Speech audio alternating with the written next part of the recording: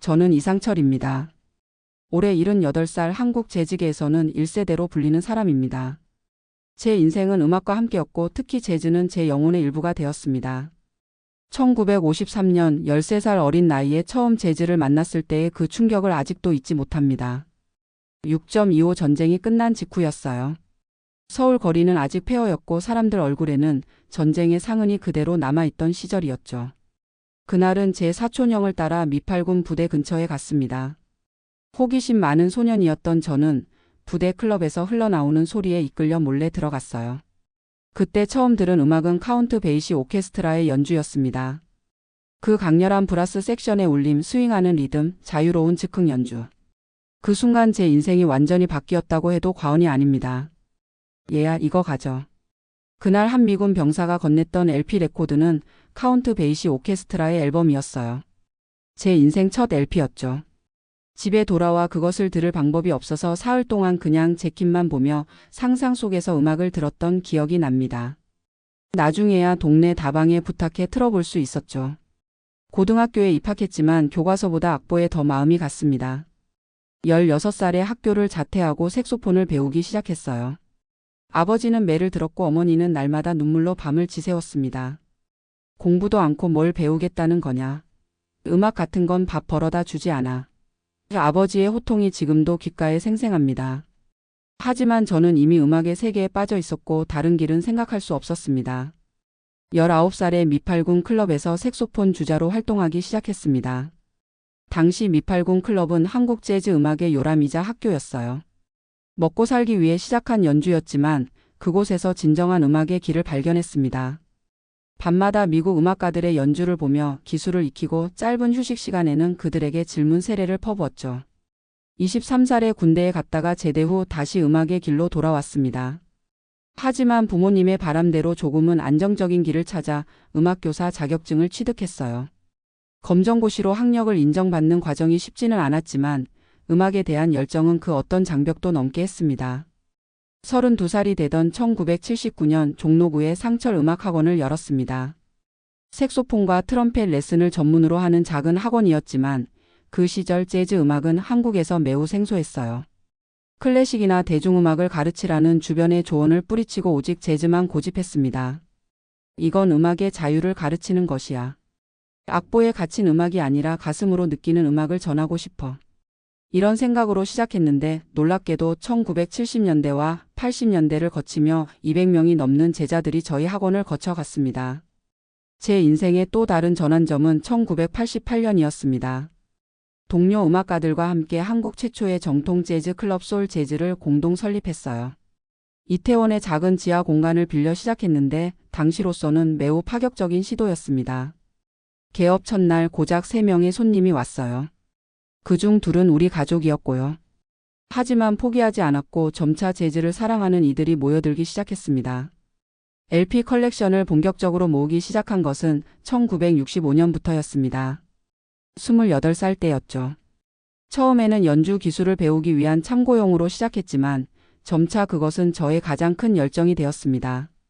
매달 급여의 30%를 LP 구입에 썼어요. 지금 생각하면 무모했지만 그때는 그것이 저의 삶이었습니다. 특히 블루 노트 레이블의 앨범들에 집중했습니다. 아트 블레이키, 허비 앤콕, 웨인 쇼터, 마일스 데이비스. 이런 위대한 뮤지션들의 앨범을 한 장씩 모아가는 과정은 마치 보물찾기와도 같았습니다. 당시 한국에서는 구하기 힘든 음반들이라 미국이나 일본에 출장 갈 때마다 레코드 가게를 찾아다녔어요. 때로는 한 장의 LP를 위해 하루 종일 도쿄의 중고 레코드점을 뒤지기도 했습니다. LP 살 돈으로 애들 대학이나 보내. 아내와의 다툼은 끊이지 않았습니다. 결혼 후에도 LP에 대한 집착은 계속되었거든요. 한 번은 아들의 학원비를 내야 할 시기에 희귀한 찰리 파커 앨범을 구입해 한 달 내내 아내의 냉대를 받은 적도 있었습니다. 하지만 아내도 서서히 제 음악 사랑을 이해하게 되었고 나중에는 당신 LP는 우리 가족 위급할 때 쓰라고 모아둔 거야 라며 애써 이해해 주기도 했죠. 우리 아파트 안방 한쪽에는 특수 제작한 LP 보관장이 있었습니다. 온도와 습도를 조절할 수 있는 장치까지 달려 있었죠. 아내는 그 공간을 음악의 성당이라고 불렀어요. 저에게는 정말 신성한 공간이었으니까요. 매일 밤 일과 중 하나는 그날 들을 LP를 선택하여 청소하고 턴테이블에 올려놓고 조용히 감상하는 것이었습니다. 그 시간만큼은 세상의 모든 근심과 걱정에서 벗어나 순수한 음악의 세계로 빠져들 수 있었어요. 1990년대에 CD가 등장하면서 LP 시장은 급격히 침체되었습니다. 많은 수집가들이 LP를 헐값에 처분했지만 저는 그렇게 하지 않았어요. 이것들은 언젠가 다시 빛을 볼 거야. 이런 믿음으로 더욱 소중히 보관했습니다. 그리고 실제로 2010년대에 들어서며 빈티지 LP, 특히 재즈 LP의 가치가 급등하기 시작했어요. 제가 한 장에 5,000원이나 1만 원에 구입했던 앨범들이 수십만 원, 때로는 수백만 원의 가치를 가지게 된 것입니다. 국내외 LP 딜러들이 저의 컬렉션을 구매하겠다며 끊임없이 연락해 왔습니다. 특히 일본과 미국의 수집가들은 파격적인 조건을 제시하기도 했죠. 하지만 제 대답은 항상 같았습니다. 내 LP들은 내 자식이나 마찬가지예요. 팔 생각은 꿈에도 없습니다. 그렇게 50년 동안 모은 LP는 1만 장이 넘었고 그 가치는 한 채의 아파트에 맞먹게 되었습니다. 하지만 저에게 그 가치는 단순한 금전적인 것을 넘어섰습니다. 그것은 제 인생 그 자체였으니까요. 인생이란 참 예측할 수 없는 것 같습니다. 제가 75살이 되던 해 정기검진에서 우연히 개방각 녹내장이 발견되었습니다. 안압이 28mm 수은주로 정상보다 훨씬 높았어요. 의사는 즉시 약물 치료를 시작해야 한다고 했습니다. 티몰롤 저만액을 하루에 2번씩 사용하기 시작했죠. 처음에는 그저 나이 들면서 생기는 흔한 질환이라 생각했습니다. 하지만 점차 상황은 심각해졌어요. LP 재킷에 작은 글씨가 보이지 않기 시작했습니다. 제가 그토록 사랑하던 앨범의 뮤지션 정보, 녹음 날짜, 세션 참여자 목록 등을 읽을 수 없게 된 것입니다. 돋보기를 사용해도 시야 주변부가 점차 흐려지는 녹내장의 특성상 세밀한 작업이 어려워졌어요. 이제 내 보물을 제대로 볼 수 없다니. 이런 생각에 깊은 좌절감이 밀려왔습니다. LP 컬렉션을 정리하고 카탈로그화하는 작업은 제 일상의 큰 부분이었는데 그것이 점점 불가능해지고 있었어요. 그런데 시력의 문제만으로도 충분히 힘든 상황에서 더 큰 시련이 찾아왔습니다. 바로 청력의 상실이었어요. 50년 가까이 공연하고 헤드폰으로 음악을 들으며 살아온 결과 감각신경성 난청이 진행되고 있었습니다. 처음에는 고음 역대의 소리가 들리지 않는 정도였지만 점차 중음 역대까지 영향을 미치기 시작했어요. 검사 결과 청력이 40%나 손실되었다고 합니다.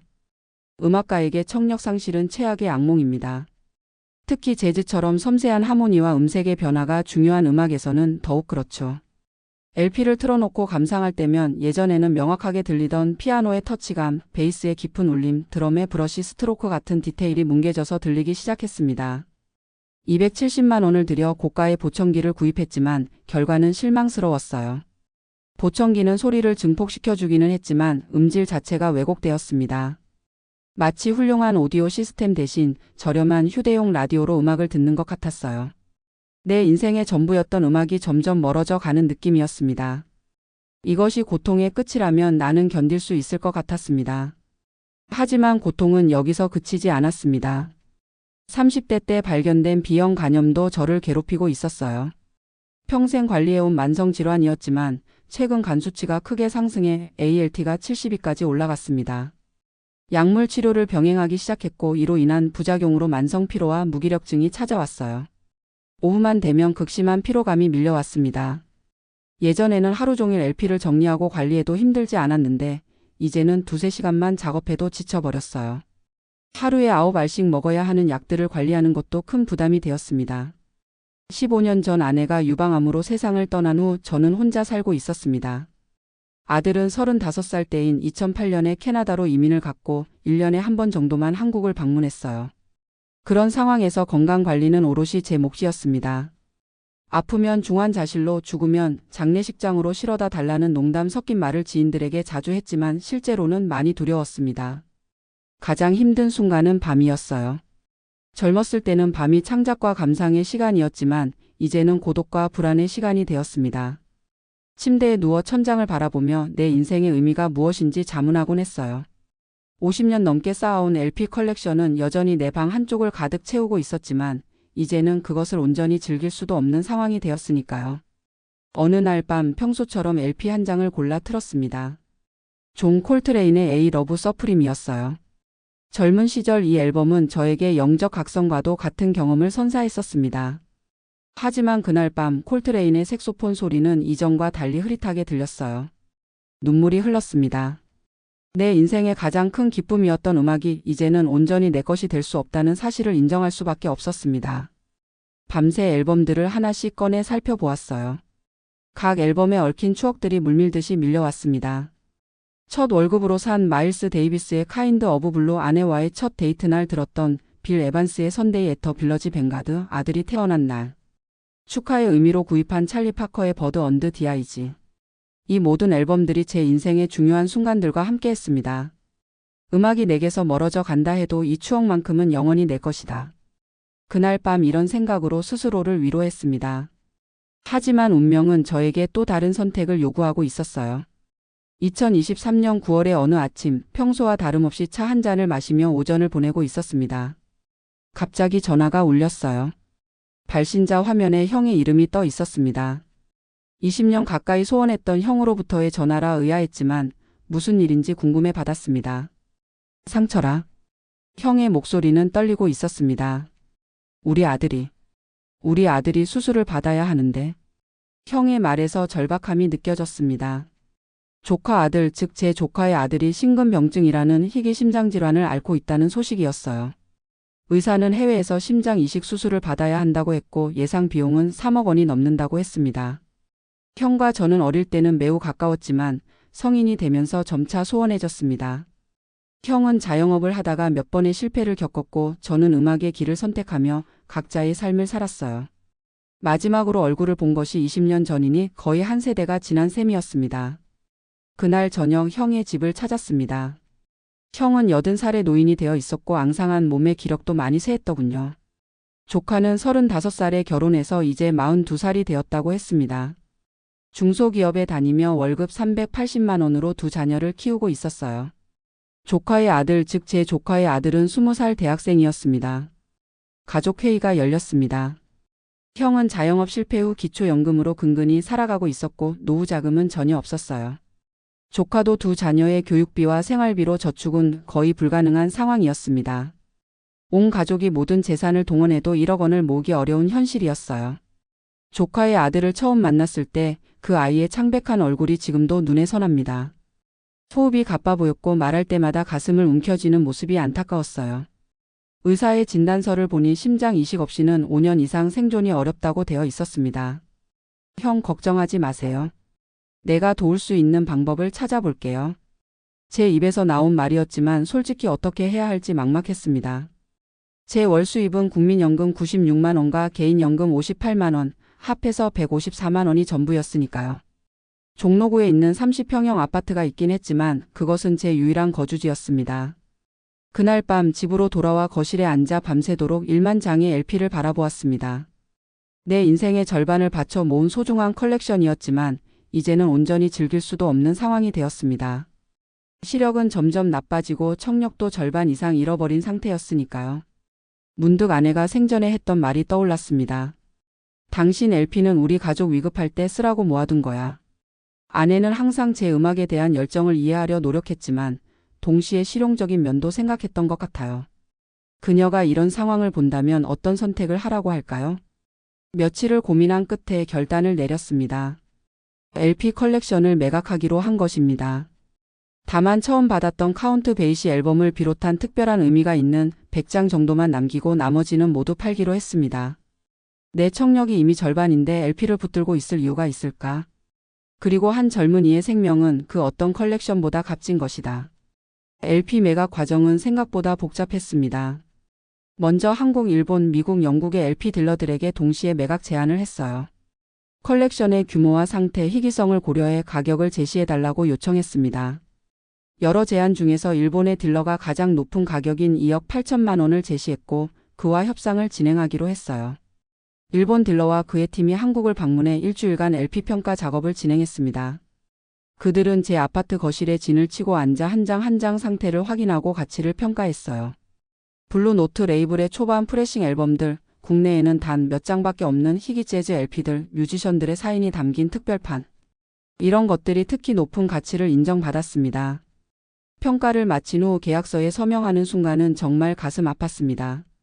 50년 동안 한 장 한 장 정성껏 모아온 컬렉션과 이별하는 것이니까요. 방 안은 포장 상자들로 가득 찼고 LP들은 하나씩 안전하게 포장되어 상자에 담겼습니다. 마지막 상자가 채워지고 포장되던 날 밤 저는 홀로 남아 눈물을 흘렸습니다. 그것은 단순한 물건과의 이별이 아니라 제 인생의 한 챕터가 완전히 닫히는 순간이었으니까요. 하지만 동시에 이상하게도 마음이 가벼워지는 느낌도 있었습니다. 이제 이 음악들은 새로운 주인을 만나 다시 사랑받게 될 거야. 그리고 내 조카의 아들은 새 생명을 얻게 될 거고. 매각 대금 2억 8천만 원은 예상보다 높은 금액이었습니다. 평균적으로 한 장당 28만 원 정도의 가치였던 셈이죠. 이 중 2억 5천만 원을 조카 아들의 수술비로 지원하기로 했고 남은 3천만 원은 제가 보관했습니다. 형과 조카는 눈물을 흘리며 고마워했고 조카 아들은 제 손을 꼭 잡으며 할아버지 정말 감사합니다. 꼭 건강하게 돌아와서 할아버지께 보답하겠습니다. 라고 말했어요. 수술은 미국 클리블랜드 클리닉에서 진행하기로 했습니다. 이곳은 심장 이식 분야에서 세계적인 명성을 가진 병원이었어요. 조카 아들은 부모와 함께 미국으로 떠났고 저는 한국에서 그들의 소식을 기다렸습니다. LP가 사라진 집은 이상하리만큼 텅 비어 있었지만 마음만큼은 어떤 때보다 가득 차 있었습니다. 조카 아들의 심장 이식 수술은 다행히 성공적이었습니다. 미국 클리블랜드 클리닉의 의료진들은 그의 상태가 매우 위중했지만 적합한 공여자가 나타나 기적적으로 수술이 가능했다고 했어요. 수술 후 석 달간의 회복 기간을 거쳐 그는 한국으로 돌아왔습니다. 처음 그를 다시 만났을 때 저는 그의 변화에 놀랐습니다. 전에 보았던 창백하고 숨가쁜 모습은 사라지고 건강한 혈색과 활기찬 모습으로 바뀌어 있었어요. 할아버지, 제가 다시 태어났어요. 이제 정상적인 생활을 할 수 있대요. 그의 목소리에는 희망이 가득했습니다. LP 매각금 2억 5천만 원 중 일부는 수술비로 나머지는 미국 체류 비용과 회복 치료비로 사용되었습니다. 형과 조카는 고마움의 표시로 매주 일요일 저를 찾아와 함께 식사하는 시간을 가졌어요. 20년 가까이 소원했던 형제 관계가 이렇게 다시 회복된 것입니다. 제 LP가 한 생명을 살렸다는 생각에 후회는 없습니다.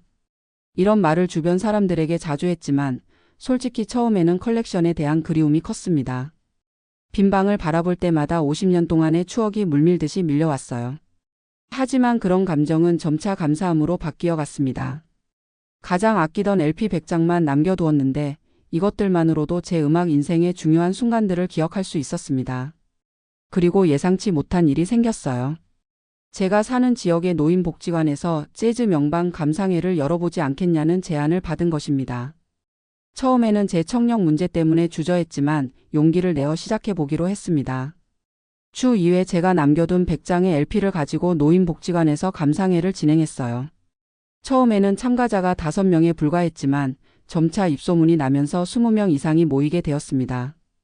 음악을 듣기 힘들어도 음악에 대해 이야기하는 건 여전히 행복합니다. 이것이 제 진심이었습니다. 각 앨범에 얽힌 이야기, 음악가들의 생애, 재즈 역사의 중요한 순간들을 나누는 시간은 저에게 새로운 기쁨을 가져다 주었어요. 청중들은 제 이야기에 귀 기울였고 많은 질문을 했습니다. 저는 음악을 통해 다시 한번 사람들과 소통하게 되었습니다.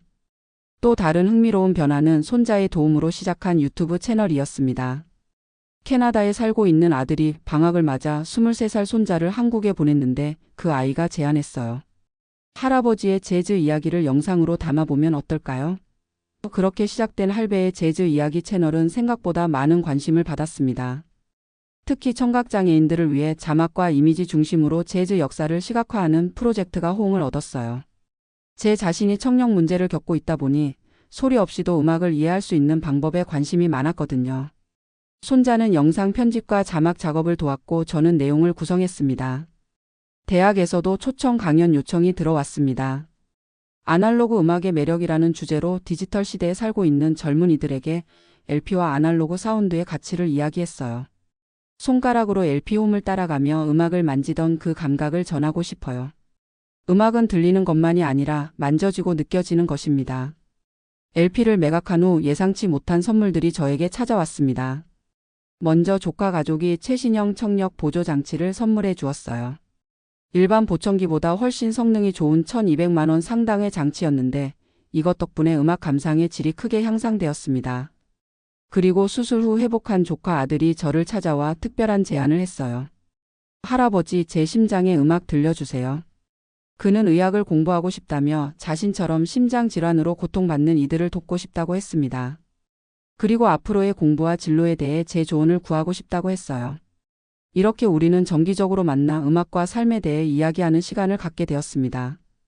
또 하나의 뜻밖의 선물은 LP 구매자가 특별히 제작해준 이상철 컬렉션 기념 앨범이었습니다.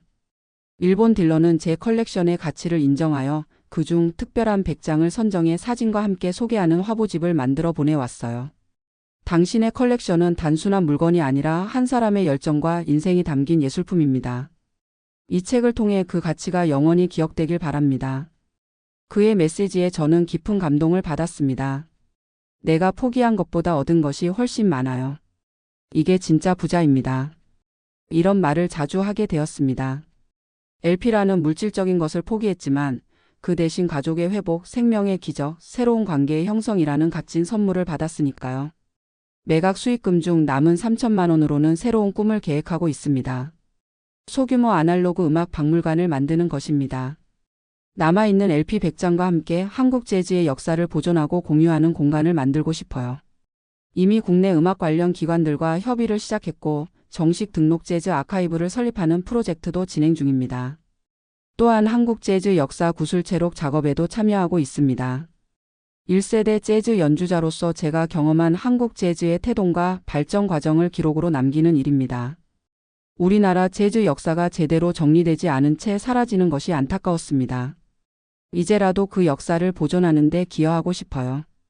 78살의 나이에 새로운 꿈을 꾸는 것이 어떤 이들에게는 무모해 보일 수도 있습니다. 하지만 저는 지금이 그 어느 때보다 행복합니다. LP는 팔았지만 음악에 대한 사랑은 여전합니다. 이제 그 사랑을 더 많은 사람들과 나누고 다음 세대에게 전하는 것이 제 남은 삶의 사명이라고 생각합니다. 인생은 때로 우리에게 무거운 선택을 요구합니다. 하지만 그 선택이 사랑에서 비롯된 것이라면 결코 후회할 일이 없다는 것을 저는 배웠습니다. 내 LP 컬렉션은 이제 다른 이의 것이 되었지만 그것이 전해준 음악의 기쁨과 삶의 교훈은 영원히 제 것입니다. 그리고 무엇보다 그것은 한 젊은이에게 새 생명을 선물했습니다. 이보다 더 값진 교환은 없을 것입니다.